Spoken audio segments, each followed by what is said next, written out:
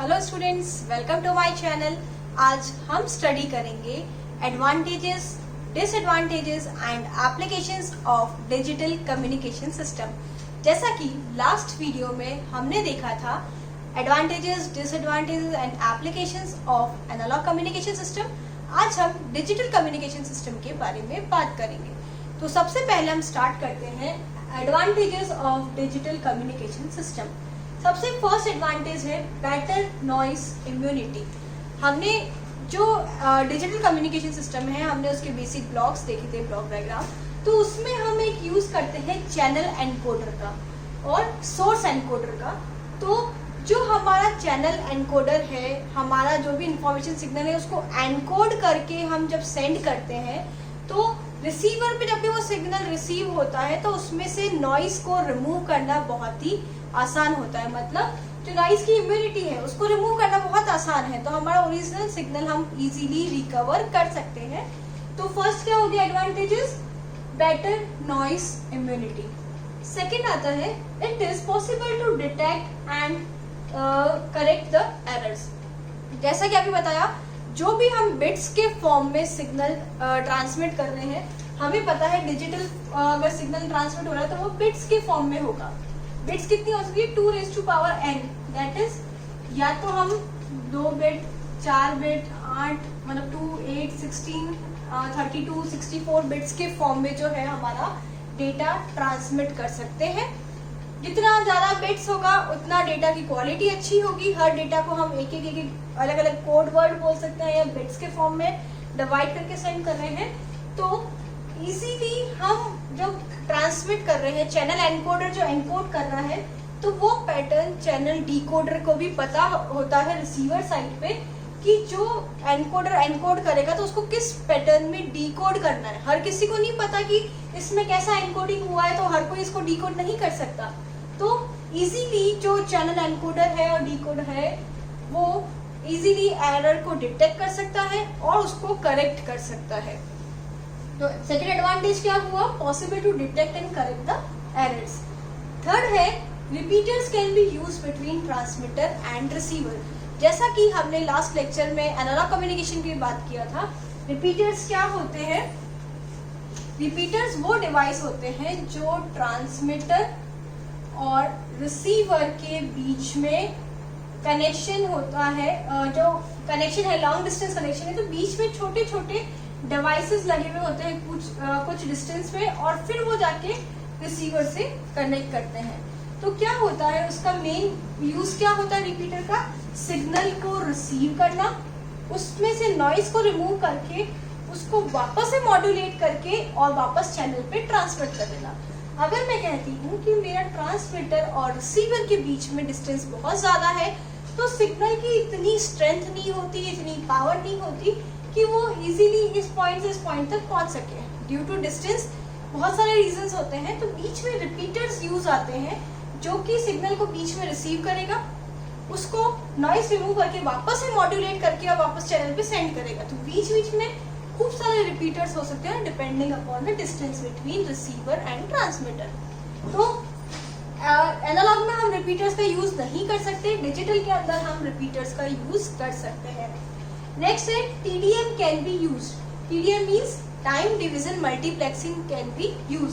तो अगर हम टाइम डिवीजन मल्टीप्लेक्सिंग यूज करेंगे, टाइम के अगर फॉर्मूले में बात करूं तो एक ही चैनल के ऊपर हम डिफरेंट सिग्नल्स जो हैं, डिफरेंट सिग्नल्स जो हैं, ऑडियो सिग्नल्स हम ट्रांसमिट कर सकते हैं। टाइम डिवीजन मल्टीप्लेक्सिंग क्या होगा, टाइम डिवाइड कर करके हम डिफरेंट सिग्नल्स को एक साथ एक ही चैनल पे साइमल्टेनियसली ट्रांसमिट कर सकते हैं। तो ये भी एक एडवांटेज हो गया डिजिटल कम्युनिकेशन सिस्टम का। नेक्स्ट लास्ट है बिकमिंग सिंपलर एंड चीपर। जैसे जैसे डेवलपमेंट हो रहा है कंप्यूटर सिस्टम में, कंप्यूटर नेटवर्क्स में, आईसी जैसे जैसे आईसीज बन रही हैं, वैसे वैसे डे बाय डे जो हमारा डिजिटल कम्युनिकेशन सिस्टम है वो सिंपल भी हो रहा है, साथ साथ चीपर भी हो रहा है। एक ही आईसी में बहुत सारे काम हो गए तो वो एक ही आईसी की जो कॉस्ट है वो कंपैरेटिवली तो उतना बड़ा अगर हम सिस्टम लगाएंगे तो उसके कंपैरिजन में थोड़ा चीप होगा, प्लस बहुत इजी है। एक बार आईसी बन गई तो उसको इम्प्लीमेंट करना भी बहुत इजी है। तो लास्ट एडवांटेज क्या है? Simpler and cheaper. Now let's move to disadvantages of digital communication system. क्या डिसएडवांटेजेस है? ऐसा तो है नहीं कोई भी सिस्टम 100% सही हो, कुछ ना कुछ तो उसमें भी ड्रॉबैक्स होंगे, डिसएडवांटेजेस होंगे। तो फर्स्ट है high bandwidth requirement because bit rate is high. जैसा कि हमने बताया हमारा जो सिग्नल है वो ट्रांसमिट होगा बिट्स के फॉर्म में। बिट्स अभी मैंने बताया 2⁴ के फॉर्म में जो है हमारा बिट रेट रहती है। तो हो सकता है 4 बिट हो, 8 बिट हो, 16 हो, 32 हो, कितने भी बिट का हमारा कोड वर्ड हो सकता है। तो जैसे जैसे बिट रेट हाई होगी चैनल में बैंडविड्थ रिक्वायरमेंट भी हाई होगी। जितने ज्यादा बिट्स ट्रांसमिट होंगे उतनी बैंडविड्थ रिक्वायरमेंट भी हाई होगी। तो डिजिटल कम्युनिकेशन सिस्टम का एक ड्रॉबैक है कि बैंडविड्थ रिक्वायरमेंट थोड़ी हाई होती है। सेकेंड है नीड सिंक्रोनाइजेशन। अगर हम सिंक्रोनस मॉड्यूलेशन यूज कर रहे हैं तो सिंक्रोनाइजेशन बहुत जरूरी है ट्रांसमीटर और रिसीवर के बीच में। सिंक्रोनाइजेशन क्या होता है? दोनों के बीच में ट्यूनिंग होनी चाहिए इक्वल। ऐसा नहीं है कि ये 1 सेकेंड में अगर ट्रांसमीटर 1 सेकेंड के अंदर और लेट्स से 64 बिट्स ट्रांसमिट कर रहा है तो रिसीवर में भी इतनी कैपेसिटी होनी चाहिए कि वो 64 बिट पर सेकेंड को रिसीव कर सके। ऐसा नहीं हो कि रिसीवर तो है ना कम बिट्स रिसीव 32 बिट्स ही रिसीव कर रहा है 1 सेकेंड में और जो ट्रांसमीटर है वो बिट्स सेंड करता जा रहा है। तो दोनों के बीच में जब तक सिंक्रोनाइजेशन नहीं होगा, ट्यूनिंग नहीं होगी, जब तक जो है डिजिटल कम्युनिकेशन सिस्टम का वर्किंग जो प्रोसेस है, वर्कफ्लो है, वो सही से काम नहीं करेगा। इसने 1 सेकेंड में 64 बिट्स भेज दी, उसने 32 ही रिसीव करी, तो नेक्स्ट सेकेंड में वो जो बिट या तो वो जो रिमेनिंग बिट्स है वो वहीं पे ओवरलैप हो जाएगी, चैनल पे नेक्स्ट बिट रिसीव कर लेगा, या फिर जो नेक्स्ट 64 बिट्स आ रही है उसको वो डिस्कार्ड कर देगा। तो क्या ड्रॉबैक हो गया? सिंक्रोनाइजेशन की बहुत जरूरत है अगर हम सिंक्रोनस मॉड्यूलेशन यूज कर रहे हैं। ट्रांसमीटर और रिसीवर में बिट्स का ट्रांसमिटिंग और रिसीविंग की जो बिट रेट है वो सिंक्रोनस होनी चाहिए। ये हो गई ड्रॉबैक्स और एडवांटेजेस और disadvantages of digital communication system. अब हम बात करते हैं applications of digital communication system. Now applications of digital communication system. First application क्या है? Long distance communication between earth and spaceships. जैसा कि मैंने बताया कि इसमें हम लॉन्ग डिस्टेंस कम्युनिकेशन भी कर सकते हैं यूजिंग रिपीटर्स।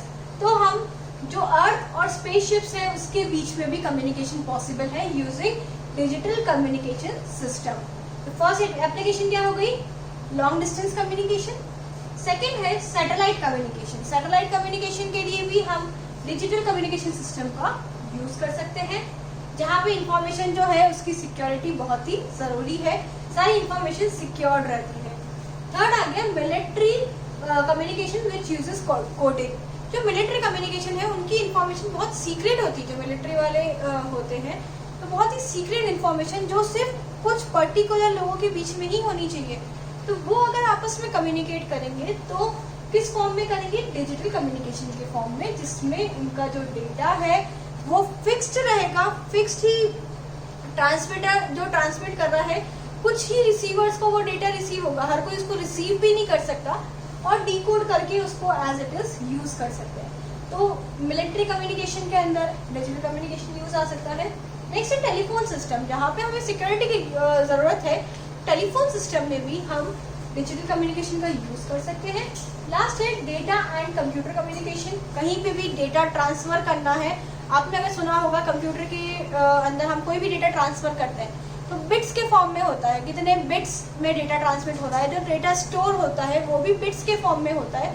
तो सब क्या चीज़ है? डिजिटल फॉर्म के अंदर स्टोरेज हो रहा है, डिजिटल फॉर्म के अंदर ट्रांसमिशन हो रहा है। मैं एक सिस्टम से, एक कंप्यूटर से दूसरे कंप्यूटर में अगर डेटा ट्रांसमिट कर रही हूँ तो बिट्स के फॉर्म में होता है। आपने नोट किया होगा उसकी रेट जो होती है बिट्स पर सेकेंड के फॉर्म में होती है। तो वो जो सिस्टम है वो डिजिटल कम्युनिकेशन है, डिजिटल बिट्स के फॉर्म में डेटा इधर से इधर ट्रांसफर हो रहा है। सो एक और यूज क्या हो गया? डेटा और कंप्यूटर कम्युनिकेशन के अंदर। ऐसे और भी बहुत सारे यूजेस हैं मेन, जहाँ पे सिक्योरिटी की नीड हमें होती है वहाँ हम डिजिटल कम्युनिकेशन का यूज करते हैं।